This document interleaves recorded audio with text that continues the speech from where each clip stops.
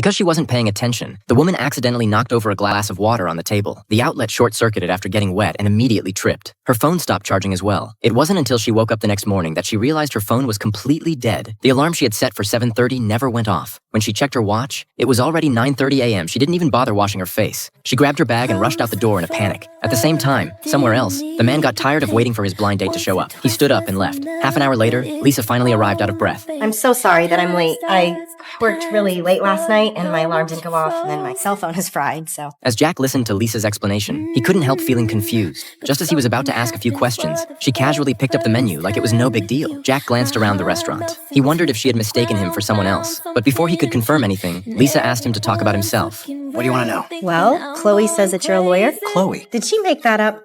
I so like her. Well, I deal with the medical side of things. Through the conversation, Jack quickly realized he had been mistaken for the blind date. Since he didn't have anything else planned that day and his first impression of Lisa was genuinely good, he chose not to correct her right away. Instead, he chatted with her naturally and played along. Although Lisa felt a little curious about why his information didn't match what her friend had told her phone was still off, so she had no way to contact her friend to double-check. A family was found frozen to death in the scorching heat of summer. The man slowly approached one of the corpses. When he lifted her head, Jack realized the girl hadn't died from the cold. Instead, it was due to the sudden heavy snowstorm. This snowstorm had taken the lives of everyone, even causing phones and cars to stop working. In order to reunite with his wife and child, Jack had no choice but to put on his gear and travel alone through the snow. But halfway there, he suddenly hears a whistle from behind. Curious, Jack looks around, but he can't see any signs of life. Just as he's puzzled, he notices a dead electrician on a utility pole. It turns out the sound was from the friction between the iron ladder and the pole. Jack continues his journey back home, but the snow has piled up so high that he quickly gets lost. Luckily, Jack had anticipated this, so he pulls out a map and starts flipping through it. After locating his position, he continues on his way. Along the route, there are dead bodies everywhere, but Jack isn't scared anymore. He's numb to it all. He trudges on and arrives at a train. Suddenly, he hears a sound of tapping on the glass. Following the direction of the sound, Jack is shocked to see a large group of passengers. He doesn't understand why there are so many people here. While he's in a daze, a woman suddenly calls out for help. Helpless, Jack boards the train, but the scene inside the carriage shocks him.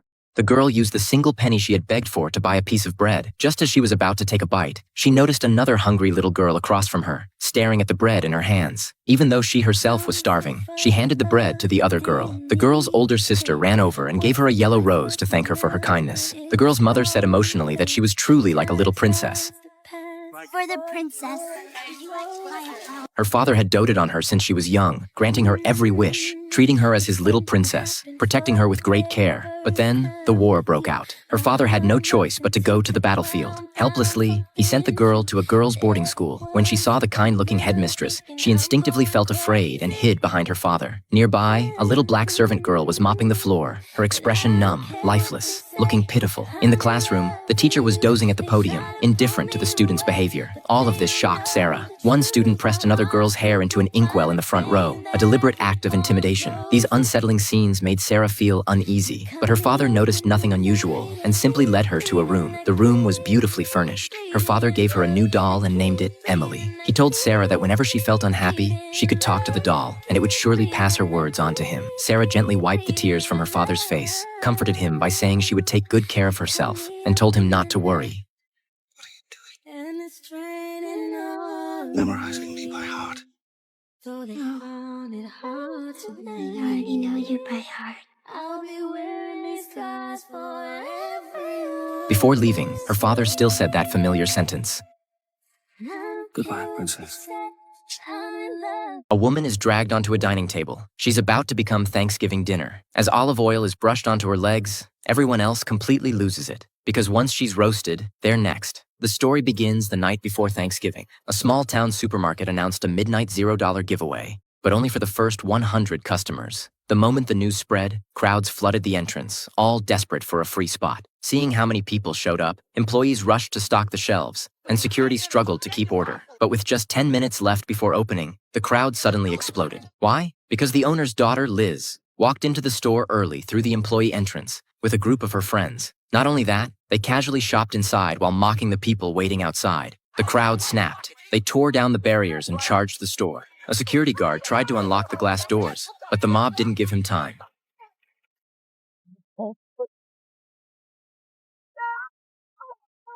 They trampled over him and forced their way inside. One man was slammed onto shattered glass, his body bleeding, yet he still crawled forward just to grab a waffle maker. People shopped like the world was ending, no concern for anyone else's life. When Jack saw the guard was still alive, he tried to climb over to help him. Instead, his wrist was crushed under someone's foot. A woman was knocked down. Terrified, she crawled forward, trying to hide somewhere, anywhere. Then a heavy woman smashed into her, and without stopping, she kept pushing her cart, dragging the woman's hair into the wheels and tearing her scalp off. In the chaos, people unleashed every bit of violence they had buried inside. It didn't stop until the sheriff finally arrived. What was meant to be a Thanksgiving sale turned into a massacre. The victims' families accused the store owner of poor planning and negligence. But the security footage from that night had mysteriously been deleted, so the owner faced no consequences. The supermarket stayed open, business as usual. And the next year, the owner planned an even bigger Thanksgiving event. What no one knew was this. This Thanksgiving would become the butcher's feast. 그 소녀는 실수로 산비탈에서 굴렀다가 올려다보았을 때 겁에 질린 발견했습니다. 그리고 일어났다. 그곳이 이상한 시체들로 가득 차 있는 것을 보았다. 자신이 더미에 빠졌다는 것을 깨달았으니까 공포에서 회복하기 전에 괴물이 갑자기 일어났다. 그들은 모두 속썩 눈더미에서 기어나왔다. 너무 무서워서 즉시 도망쳤습니다. 먹이를 놓을 생각이 없었다. 그들 앞에서 그들은 미친 듯이 그녀를 쫓고 괴물에게 포효했습니다. 잡아먹히지 않기 위해 에이미는 그녀의 모든 힘을 가지고 그러나 괴물은 놀라울 정도로 그리고 곧 에이미에게 결정적인 순간에 갑자기 앞에 보호벽이 나타났습니다. 에이미는 온 힘을 다해 거의 동시에 뛰어올랐다. 괴물 무리도 달려왔습니다. 에이미는 오르기 위해 고군분투했다. 아무런 올라갈 수 있었습니다. 그녀는 아직 위험해서 그래서 그녀는 여기 있는 사람들에게 도움을 요청하고 싶었습니다. 그녀는 어떤 인간의 모습도 찾지 못했다. 질려 그녀가 철망을 통과하고 있을 때 한 무리의 괴물들이 갑자기 달려왔습니다. 철망 보호로.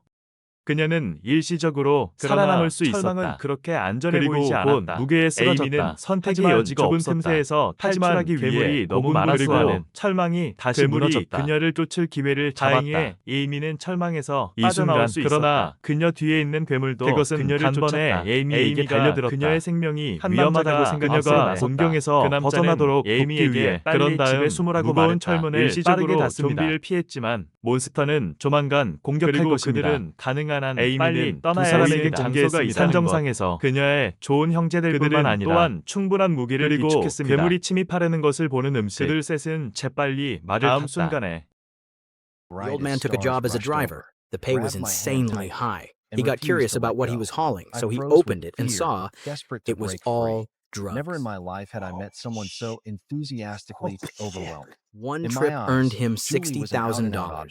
At the same time, a flood of drugs hit the streets. The Fed sent agents from New York to crack the case. They caught a dealer and flipped him into an informant.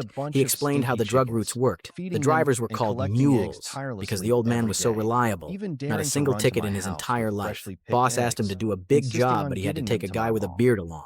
The bearded man met the old man and told him he had to follow his orders the whole way. Eager to bury my head in my textbook. I tried every trick in the book to avoid her, pretending not to see her greetings in the hallway, deliberately taking a detour to avoid the alley she often walked through, and even making up excuses to slip away when she talked to me eagerly.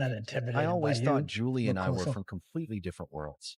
She was too unruly. They were loading the truck. Not quiet He secretly and planted a sensible like wire, girls, but the old man but stayed always full calm, of endless singing the whole energy drive. and weird They even ran ideas. into a couple with a I was flat even tire, afraid of and he being pulled mocked over by to my help them classmates. at the So I motel.